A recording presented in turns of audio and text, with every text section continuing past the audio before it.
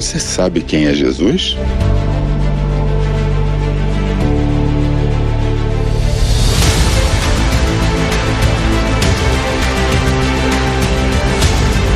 Jesus não foi apenas um cara legal que fez o bem no mundo.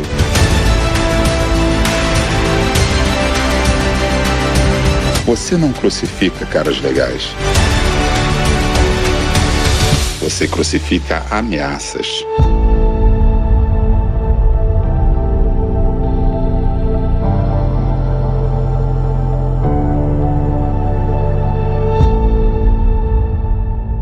Irmãos, irmãs, hoje nós, na segunda mensagem dessa série, Jesus não é quem você pensa, e especialmente hoje falando a respeito de Jesus a partir de uma ótica da ressurreição. É um excelente momento para nós pensarmos naquilo que Jesus não é e sermos relembrados a respeito de quem Jesus de fato é. A Páscoa é uma das festividades religiosas mais importantes do mundo, celebrada por milhões de cristãos em todo o planeta, de diferentes igrejas, desde uma igreja católica, a igreja ortodoxa, igrejas protestantes reformadas, igrejas protestantes batistas, igrejas protestantes pentecostais, neopentecostais. Em todos os ambientes cristãos, a Páscoa é celebrada. A Páscoa a palavra significa passagem. E diz respeito à lembrança de quando o povo de Deus estava sendo cativo, oprimido no Egito. E por ficar no Egito oprimido como escravos por mais de 400 anos, Deus os livra a partir de Moisés e envia 10 pragas, as quais fizeram com que o faraó pensasse, repensasse. Deus usou isso para que o povo fosse libertado daquele contexto de escravidão.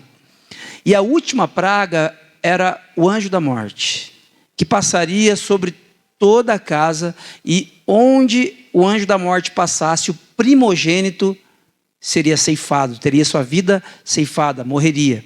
A não ser que nessa casa houvesse sangue de um cordeiro novo, sem mácula, nos umbrais, nos batentes das portas. O anjo da morte passaria, olharia e veria, aqui tem o sangue do cordeiro. E ali ele não entraria, e a criança, o primogênito daquela casa, seria poupado. E desde então nós celebramos a Páscoa como povo de Deus, até que em Jesus nós não celebramos mais a saída do Egito literal, mas nós celebramos a saída do Egito enquanto existência. Nós vivíamos num contexto de Egito, de escravidão, de pecado. Nós fomos libertos, agora não pelo sangue de um cordeiro qualquer, mas pelo sangue do Cordeiro de Deus, Jesus. Mas se é verdade que Jesus morreu, que Jesus ressuscitou, então olhar para Jesus como sendo o Cordeiro de Deus e olhar para Jesus como sendo Deus de fato, faz com que eu e você tenhamos que obrigatoriamente prestar muita atenção naquilo que Jesus falou, prestar atenção nas coisas diante das quais ele se opôs, prestar atenção em como Jesus viveu. Se Jesus de fato é Deus, se é verdade, se não é uma lenda, se é verdade que Jesus venceu a morte e ressuscitou 3 dias após ser crucificado, então nós temos que entender aquilo que Jesus propôs, porque tudo que ele fez é digno de confiança. A grande questão é, quando estamos falando de Jesus, estamos falando de quem? Quando você pensa em Jesus, quando você fala assim, não, sim, Jesus me transformou, Jesus me tirou de uma vida sem sentido, eu sei que Jesus, ele é Deus, eu sei que Jesus, ele propõe vida para mim, mas em quem você pensa quando você pensa em Jesus? Existem algumas visões, algumas percepções a respeito de Jesus da nossa cultura, que não tem exatamente a ver com o que Jesus propõe a partir da sua vida. Jesus como grande mestre espiritual, Jesus como revolucionário social, Jesus como um pacifista radical, filósofo moral, místico judeu, curandeiro popular, rebelde contra o sistema, símbolo de compaixão universal, figura inspiradora para a arte e literatura. Afinal de contas, a vida dele se passa há mais de 2000 anos e inúmeros livros são escritos sobre Jesus até hoje. Um mártir político, um guia ético para o mundo, exemplo para a humanidade. Eu não estou dizendo, irmãos e irmãs, que em algum momento ou outro você não possa identificar Jesus em alguns desses recortes. Mas é muito diferente de você identificar Jesus em alguns desses recortes, ou você de fato dizer, não, Jesus é isso aqui. E nós precisamos entender bem quem Jesus não é, para que só sobre quem Jesus é de fato. E dentro do universo evangelical, ou gospel, nós também temos os nossos recortes, que são até verdades a respeito de Jesus, mas que não definem quem Jesus de fato é. Meu melhor amigo, salvador da minha alma, médico dos médicos, o que nunca falha, leão da tribo de Judá, libertador dos cativos, o que abre portas. Jesus é amor incondicional, não é religião, é relacionamento, transforma vidas. Tudo isso aqui, irmãos e irmãs, é verdade. Só que quando nós olhamos para um desses recortes isoladamente, nós perdemos de vista quem de fato Jesus é. Se Jesus é o meu melhor amigo, Ele é o melhor amigo, Ele é o meu melhor amigo, talvez Ele não diga para mim coisas que eu não gosto de ouvir. Porque eu só vejo Jesus como um amigo. Nós precisamos olhar para as Escrituras e sermos relembrados a respeito de quem de fato Jesus é. Eu quero mostrar para vocês duas citações. A primeira do teólogo holandês Herman Bavinck, um dos responsáveis pela consolidação dos pensamentos da nossa teologia, a respeito de Jesus. Olha só, conhecer a Cristo é conhecer a verdade sobre Deus, sobre o homem e sobre o mundo. Então ele coloca, conhecer a Cristo é conhecer a verdade num relacionamento com Deus, no relacionamento com o outro e no relacionamento com todas as coisas. Errar em Cristo é errar em tudo. Você não precisa entender a Bíblia de capa a capa e saber exatamente a diferença de uma visão teológica para outra, a respeito da criação, a respeito dos últimos dias, a respeito dos profetas, mas você precisa entender quem é Jesus. Quem Jesus se propõe a ser e quem Jesus não se propõe a ser. Você não precisa entender profundamente a carta de Paulo aos Romanos. Se você estudou um pouquinho a Bíblia, você sabe que a carta de Paulo aos Romanos tem uma série de dificuldades. Ela é difícil de entender. Capítulo 8, quando você quiser um capítulo assim que traga algumas dificuldades para o seu pensamento, vai lá para o capítulo 8 da carta de Paulo aos Romanos. Você não precisa entender profundamente esse capítulo, mas você precisa entender quem é Cristo. Se você entender de forma incorreta quem é Cristo, errar em Cristo é errar em tudo. Você erra como pai, você erra como esposa, como marido, você erra como filho, você erra como profissional, você erra inclusive como discípulo de Jesus. Porque você acha que é discípulo de Jesus, mas você acaba sendo discípulo de uma outra coisa, ou de uma outra pessoa. Uma segunda citação importante de olharmos nesta manhã, a de John Stott, pastor anglicano, inglês. Olha o que ele diz: a imagem de Jesus que aceitamos molda o tipo de discípulos que nos tornamos. Presta atenção nisso. Uma imagem falsa gera uma fé falsa. Irmãos, irmãs, quando nós olhamos para as Escrituras, você não vê Jesus chamando a atenção de alguém simplesmente porque essa pessoa errou. Porque Jesus ele perdoa, ele coloca essa pessoa num novo caminho e ele restaura a vida dessa pessoa, deste homem ou desta mulher. Mas Se tem algo que Jesus ele faz questão de alinhar, encontro após encontro, vez após vez, é uma visão falsa que as pessoas podem ter a respeito de Deus. Uma imagem falsa a respeito de Jesus gera uma fé falsa. Imagina você viver toda uma vida debaixo de um ambiente religioso e você perceber, depois de anos, talvez de décadas, que aquela pessoa que você está seguindo, a hora que ela vira para trás assim, não é Jesus. Você já teve essa sensação de confundir alguém no meio de uma multidão? De você ir atrás e chamar pelo nome, aí a hora que a pessoa vira, opa, desculpa, eu estou enganado, desculpa, já aconteceu com você? Já aconteceu comigo inúmeras vezes. E é muito ruim quando isso acontece. Mas isso é terrível se acontece comigo com relação a Jesus. E muitas vezes nós erramos a respeito da imagem de Jesus porque nós projetamos na religião, na denominação. Talvez o Jesus que você conheça, ele se pareça muito com o Jesus apresentado na Igreja Presbiteriana do Brasil, a nossa denominação, ou em outra denominação, religião que você fez parte na sua história. E Jesus não tem a ver com religião, nem com denominação. Jesus é uma pessoa que propõe a nós um relacionamento.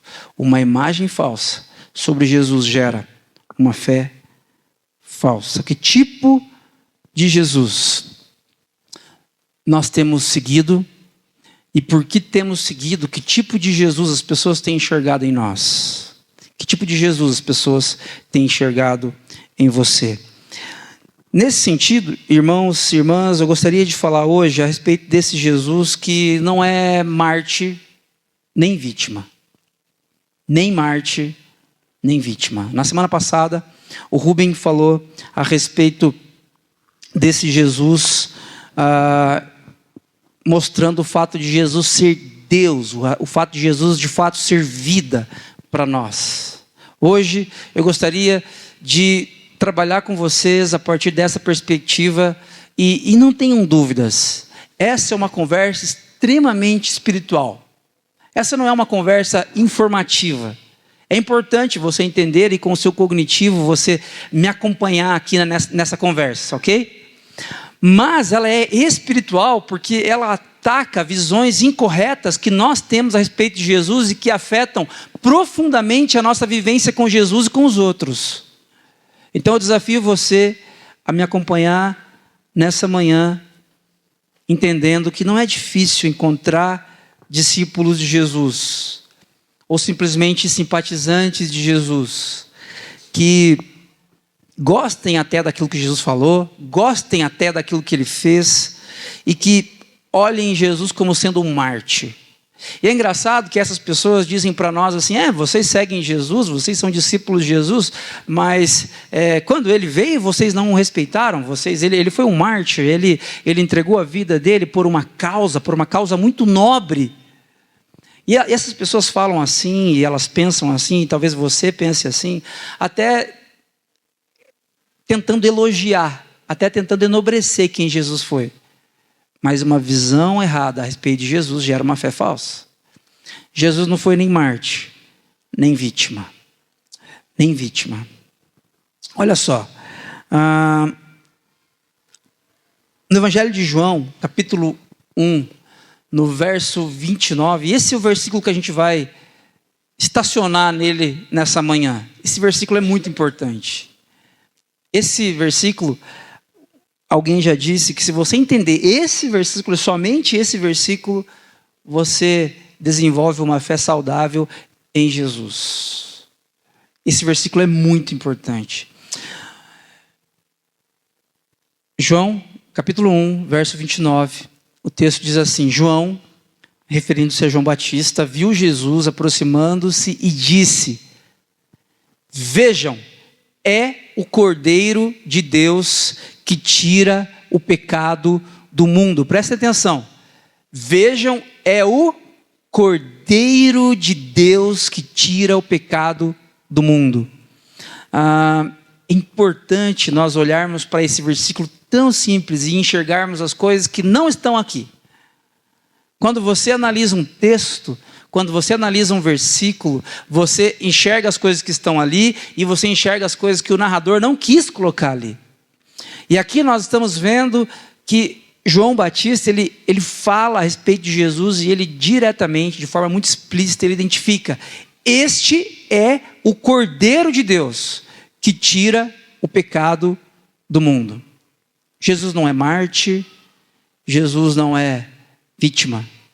Jesus é o Cordeiro de Deus que tira o pecado do mundo. Olha só, João Batista não diz: vejam, este é o corajoso mártir. Vejam, esta é a injustiçada vítima de vocês religiosos. Olha como vocês são duros. Um injustiçado homem aí, uma expressão do nosso tempo, né? Um pobre diabo. Olha só que coitado. Vejam, este é o rei que se fez plebeu. Não, João Batista não diz isso a respeito de Jesus. João Batista não fala que Jesus é um mártir, não fala que Jesus é uma vítima. João Batista não fala que Jesus é um exemplo, que Jesus é simplesmente um mestre. João Batista, ele afirma que Jesus é o Cordeiro de Deus. Eu gostaria de estacionar aqui com vocês nessa manhã. A gente vai ter uma reflexão bem breve, mas eu gostaria que você entendesse isso a partir dessa perspectiva aqui, ó. Quando o texto fala que Jesus é o Cordeiro, João Batista não pensou assim: que animalzinho fofinho será que eu posso falar a respeito de Jesus? Vou falar que Jesus é um coelho. Não. Vou falar que Jesus é um leão. Vou falar que Jesus é um gatinho. Não. Ele não tira da imaginação dele. Ele tira de um contexto veterotestamentário, do Antigo Testamento. Olha só, a Bíblia, ela tinha 3 momentos, ou melhor, ela tem no Antigo Testamento 3 momentos que ela define, que ela fala expressamente a respeito do Cordeiro. Primeiro em Êxodo. Em Êxodo é o sangue do Cordeiro, quando ele é passado nos umbrais das portas para proteger os israelitas da morte, aquela história que eu contei aqui no começo, tá? Então, o sangue do Cordeiro foi passado nos umbrais das portas para proteger os israelitas da morte. Isso está em Êxodo 12, você pode conferir depois na sua casa. Depois, na época já do templo, os cordeiros eram sacrificados diariamente pelos pecados do povo. Agora não era mais para livrar da morte pura e simplesmente, mas como sacrifício pelos pecados do povo. Isso você vai encontrar em Levítico 4 e 5. 4 e 5, sacrifícios como pecado do povo já na época do templo. E em Isaías 53, você vai ver o profeta falando do servo sofredor, como um cordeiro levado ao matadouro que sofreria pelos pecados dos outros. Versos 1 a 12 de Isaías 53. Agora preste atenção nisso, irmãos e irmãs, preste atenção nisso. Quando João Batista, ele está ali com os discípulos dele, e Jesus está passando lá do outro lado, ele fala: vejam, é o Cordeiro de Deus que tira o pecado do mundo. Quando João Batista usa essa expressão, Cordeiro de Deus, o judeu que conhece o Antigo Testamento, plim, ele se lembra disso aqui. Ele se lembra disso aqui e ele se lembra de 3 coisas. O Cordeiro de Deus fala de livramento. O Cordeiro de Deus fala de perdão. E o Cordeiro de Deus fala de substituição, de morte substitutiva. No Antigo Testamento, quando nós falávamos em Cordeiro de Deus, alguém que está ouvindo João Batista ali definir Jesus como sendo o Cordeiro de Deus, ele pensa: opa, Cordeiro de Deus nos livra da morte, Cordeiro de Deus, ele perdoa os nossos pecados, e Cordeiro de Deus tem uma morte substitutiva em nosso lugar. Ok? João Batista, irmãos e irmãs, ele está dizendo em outras palavras isso aqui, ó: tudo o que os cordeiros simbolizavam cumpre-se em Jesus. Tudo o que os cordeiros simbolizavam, livramento da morte, cumpre-se em Jesus. Perdão dos pecados que nós cometemos, cumpre-se em Jesus. Morte substitutiva, pagamento pelas dívidas que nós não conseguimos pagar, nós não podemos morrer e quitar isso, Jesus morre em nosso lugar, cumpre-se em Jesus. Jesus é o Cordeiro de Deus, que tira o pecado do mundo.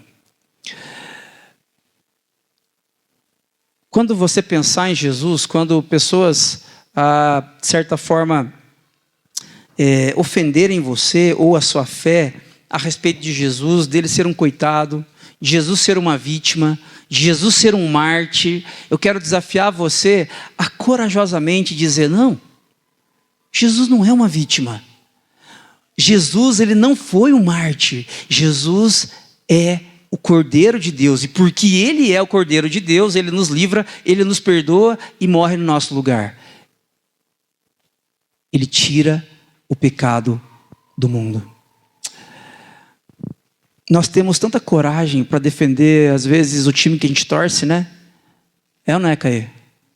Você que é galo. Galo doido.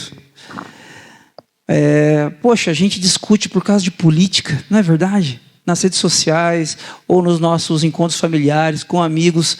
Mas eu quero desafiar você a ter coragem de fazer isso com respeito, obviamente, de fazer isso com educação, com carinho, com amor, mas de dizer: não.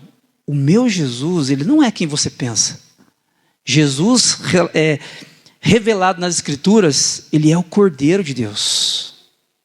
O Cordeiro de Deus. E isso tem algumas implicações, irmãos e irmãs. A primeira delas, o Cordeiro de Deus, a graça e a verdade.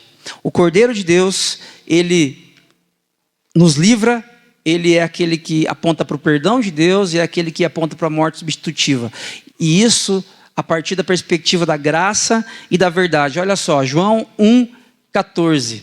Aquele que é a palavra tornou-se carne e viveu entre nós. Vimos a sua glória, glória como do unigênito vindo do Pai, cheio de graça e de... Nós não temos problema com a graça. Nós amamos a graça. Que legal, né? Jesus é graça, ele nos ama, favor imerecido, apesar de quem nós somos, mas nós temos problema com a verdade. Se Jesus é de fato o Cordeiro, então isso é bom porque é graça. Cordeiro no Antigo Testamento aponta para livramento, para perdão e para morte substitutiva. Isso é bom, nós precisamos desse Cordeiro.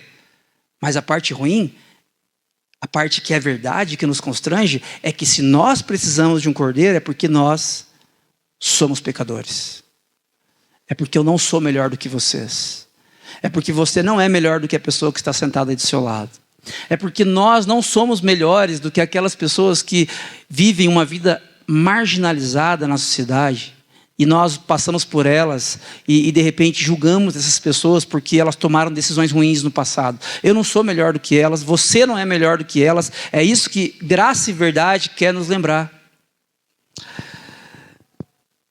É desagradável sermos lembrados de que somos pecadores. Mas se você não tem a plena convicção de que você é podre, de que os seus melhores pensamentos, eles são lixo, se você não tem essa convicção, então o Cordeiro não é para você. Porque o Cordeiro é para quem precisa de livramento, precisa de perdão e precisa de morte substitutiva. Então quando você se encontra com esse Cordeiro, é quando você reconhece: eu não presto. Eu sou pecador, eu sou falho, as coisas que eu quero fazer de bom eu não faço, as coisas que eu quero deixar de fazer de ruim eu não consigo deixar de fazer, como Paulo disse. Olha só, nós usamos esse diagrama com frequência aqui na nossa comunidade, e esse diagrama fala para nós a respeito de toda trajetória bíblica, toda narrativa bíblica. Esse primeiro símbolo aqui é uma seta virada para baixo que fala a respeito da criação. Deus criou todas as coisas boas. Ele não criou você pecador, ele não criou você falho, desconectado, quebrado e sem conseguir agir corretamente. Deus criou você perfeito, perfeita. E a palavra diz que ele olhou para tudo que ele fez, ele viu que tudo que ele havia feito era muito bom. Porém, Gênesis 3 fala para a gente da desconexão, e esse X fala para nós do pecado. O pecado é a desconexão do ser humano para com Deus. O pecado é o que me tornou assim, é o que tornou você assim. Uma pessoa muito mais orgulhosa do que deveria ser. Uma pessoa, em vez de ser autoconfiante, ser completamente medrosa, melindrosa até muitas vezes. Por quê? Porque o pecado fez isso com você a partir de algumas coisas que você viveu lá atrás. O pecado faz isso com a gente, o pecado nos destrói, nos adoece fisicamente, o pecado nos adoece emocionalmente e espiritualmente nos afasta eternamente de Deus. É isso que a cosmovisão bíblica nos ensina. Por isso que quando nós o vimos cheio de graça e de verdade, a verdade é que nós somos amados, mas a verdade é que somos amados e acolhidos pelo Cordeiro de Deus porque nós somos pecadores. Faz sentido, gente? Nós somos pecadores, nós somos falhos. É isso que Gênesis 3 a 11 relatam e nos lembram de forma muito profunda. E esse terceiro símbolo fala para nós de um povo que foi escolhido a partir de Abraão, em Gênesis 12, para que desse povo surgisse um dia alguém que fosse luz para os povos. Pode ver, essa seta aponta para frente, ela aponta para a cruz, para o Cordeiro de Deus que viria.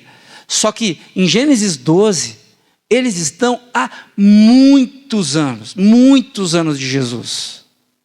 Muitos anos. Os profetas escreveram seus textos falando a respeito daquele que viria, a respeito de Jesus, 500, 600, 700 anos antes de Jesus. Era uma expectativa distante de que um dia o Cordeiro de Deus viria. E eles tinham essa expectativa em função de uma convicção. Somos pecadores, somos falhos, precisamos que Ele venha. O teólogo Agostinho de Hipona, que nasceu no século IV, ele foi bispo de Hipona, uma cidade que hoje em dia constitui o país africano Argélia. Ele diz o seguinte: reconhece em Jesus o Cordeiro de Deus que tira o pecado do mundo. O Cordeiro sem mancha que se ofereceu por nós impuros. Um sacrifício feito não por merecimento nosso, mas por sua infinita misericórdia. Reconhece nele. Eu quero convidar você nessa manhã a reconhecer em Jesus o Cordeiro de Deus. Reconheça em Jesus aquele que tira o pecado do mundo. Não porque você merece, não porque você é bonzinho, melhor do que quem não veio. Porque você, assim como eu, é pecador, é pecadora e precisa. Uma segunda coisa que eu queria destacar com vocês, além da graça e da verdade, é o obstinado amor de Deus. Isso é maravilhoso. Isso é maravilhoso. Olha só, como explicar um Deus? A Bíblia fala que Deus é todo-poderoso. Mas como explicar um Deus todo-poderoso, Criador dos céus e da terra, que decide ser todo amoroso? Como explicar um Deus que decide ser conhecido pelo amor revelado em Jesus? João capítulo 3, verso 16, um dos versículos mais conhecidos, talvez o mais conhecido da Bíblia pelos não cristãos. Diz o seguinte: porque Deus amou o mundo, porque Deus amou tanto. Caramba, a gente lê tanto numa versão que a gente fica perdido, né? Quando a gente encontra outra. Desculpa, gente. Eu estou querendo dizer tal maneira. Cadê o tal maneira ali? Porque Deus tanto amou o mundo que deu o seu Filho unigênito para que todo aquele que nele crê não pereça, mas tenha vida eterna. Essa palavra amor significa amor sacrificial, não é sentimento. É amor sacrificial. Ele deu o seu Filho unigênito. E aí, eu quero que você venha comigo e você pense o seguinte: será que Deus é tão forte? Será que Ele é tão grande assim? Porque, como assim um Deus que se torna um cordeiro? Como assim um Deus que se minimiza a ponto de se tornar um cordeiro e morrer por pessoas pecadoras, sem ele nem beira como nós? Não faz sentido. E jamais vai fazer mesmo. Mas é por amor. Um obstinado amor na minha e na sua direção. Eu não sei por que você veio aqui nessa manhã. Talvez você acolheu o convite de um amigo, de uma amiga. Você faça essa parte dessa comunidade. Você poderia estar em inúmeros lugares. Inúmeros lugares em Curitiba ou em outros lugares do país. Você está aqui nessa manhã. E ouvindo essa mensagem, você é lembrado, você é relembrada de que Deus ama você. Mas não é com um amor circunstancial, que é só quando você merece. É um amor obstinado, que não deixa de ir na sua direção. E quando que isso começou? 1 Pedro 1, 18 a 20, fala algo que deixa a gente até meio sem entender. Olha só. Pois sabem que não foi por meio de coisas perecíveis, como prata ou ouro, que vocês foram redimidos da sua maneira vazia de viver, transmitida por seus antepassados, mas pelo precioso sangue de Cristo, como de um cordeiro sem mancha e sem defeito, conhecido antes da criação do mundo, revelado nestes últimos tempos em favor de vocês. Gente, conhecido antes da criação do mundo. Sabe aquele diagrama que eu mostrei para vocês ali? Antes da criação, antes do início do diagrama, essa palavra conhecido poderia ser também traduzida por escolhido. Jesus foi escolhido antes da criação do mundo como cordeiro. Ele é o Cordeiro de Deus. E essa palavra aqui, para conhecido, ela está num tempo verbal perfeito no grego, que simboliza algo que acontece perfeitamente e continua produzindo efeitos. Ele não foi escolhido lá atrás e em algum momento da eternidade, não. Ele foi escolhido e continua sendo escolhido e sempre será o escolhido, o Cordeiro de Deus que tira o pecado do mundo. Jesus não é mártir, Jesus não é vítima, Jesus não é simplesmente um exemplo, não é simplesmente um mestre. Jesus, ele é o Cordeiro de Deus. Por quê? Porque é de um cordeiro que precisamos. Precisamos de livramento, precisamos de perdão e precisamos de uma morte substitutiva. Precisamos de Jesus. E é por isso que Jesus entrou na história, irmãos e irmãs. É por isso que a cruz é o que simboliza, é o que marca a nossa fé. A cruz fala para nós do clímax da história bíblica, desse Jesus escolhido antes da criação do mundo, num amor obstinado, que passa centenas, milhares de anos e nos alcança aqui nessa manhã. Mas, Carlos, eu sou tão falho, eu sou tão pecador, isso não é novidade para você e muito menos novidade para Deus. Deus sabe disso. E o obstinado amor de Deus, por meio do seu Cordeiro, alcança a mim e a você mesmo assim. Para quê, gente? Aqui, ó, esse símbolo, essa seta que aponta para frente, que aponta para a nova criação, que é o último símbolo. Essa seta somos nós, igreja. Eu quero desafiar você. Que Jesus você tem compartilhado com seus amigos e familiares? Quando seus amigos, familiares, colegas de trabalho perguntam para você a respeito da sua fé, que mensagem você passa? Que mensagem eles recebem? Que Jesus é o leão de Judá? E aí a gente adora essa expressão lá do Antigo Testamento, que também é verdade, mas quando Jesus ele é definido ali no Novo Testamento, num momento crucial da nossa história, ele é chamado de Cordeiro. Ele não é chamado de leão de Judá. Quando nós queremos mostrar um Deus forte, um Deus meio irado, assim a gente fala leão de Judá, né? Ou então, Jesus poderia ter sido definido como uma águia, uma grande águia, maravilhosa, que plana e que voa soberanamente. Não, Jesus é definido como Cordeiro de Deus. Nós temos a missão de contar para as pessoas, seja por meio de palavras, por meio de ações, que Jesus ele é o Cordeiro de Deus, e é sendo o Cordeiro de Deus que ele tira o pecado do mundo. Até que ele venha, até que a casa esteja cheia, até que vivamos nova criação novamente. Gente, Jesus nos entende. Olhando para essa mesa aqui agora, eu quero que você já prepare o seu coração, sua mente, seu coração. Olhando para essa mesa, essa é uma mesa de pessoas feridas. Essa é uma mesa de gente machucada. Se você está inteiro, se você é perfeito, se você não precisa de um cordeiro, essa mesa não é para você. Essa mesa não é para mim. Essa mesa é para quem está machucado. Essa mesa, os elementos, a vida de Jesus aqui repartida é para quem tem fome e para quem tem sede existencial. Essa mesa é para nós que olhando para o Cordeiro de Deus, enxergamos a verdade que estamos todos quebrados. O teólogo Tomás Halik, um rabino, autor de um livro maravilhoso, O Meu Deus é um Deus Ferido, vale a pena ler. O meu Deus é um Deus ferido. Ele diz isso aqui, ó. Não acredito em fé sem feridas, em uma igreja sem feridas, em um Deus sem feridas.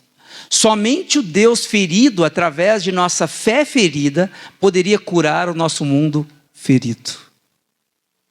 Somente o Deus ferido, o Cordeiro de Deus, ferido, esmagado na cruz do Calvário, através de nossa fé ferida, poderia curar o nosso mundo ferido. Se você está ferido aqui nessa manhã, se existem coisas descompassadas, desequilibradas, desajustadas na sua vida, no seu casamento, na sua história, no seu relacionamento com Deus, no seu relacionamento com a sua comunidade de fé, Jesus, o Cordeiro de Deus ferido, está aqui nessa manhã para nos curar, para nos trazer vida e vida com sentido. Para a gente pensar, para a gente levar para casa. Jesus é o Cordeiro de Deus que nos livra da morte, perdoa os nossos pecados e substitutivamente morre em nosso lugar. 3 coisas, lembre-se disso. Por que Cordeiro? Por que Jesus não é o leão de Judá que tira o pecado do mundo? É porque é o Cordeiro de Deus que nos livra da morte, que nos perdoa os pecados e que morre substitutivamente no meu e no seu lugar. Ok? 2. O obstinado amor do Pai por nós existe desde antes da criação do mundo. Ah, mas eu não mereço. Ele sabe que você não merece. Você não tinha nem nascido ainda. Seus pais não tinham nascido. Os pais dos seus pais não tinham nascido. Antes da criação do mundo, o obstinado amor já vem flamejante na sua direção. Não há nada que você possa fazer para aumentá-lo, não há nada que você possa fazer para diminuí-lo. O amor do Pai é imutável. Ok? E por último, lembre-se de que quem tira o pecado do mundo é o Cordeiro de Deus.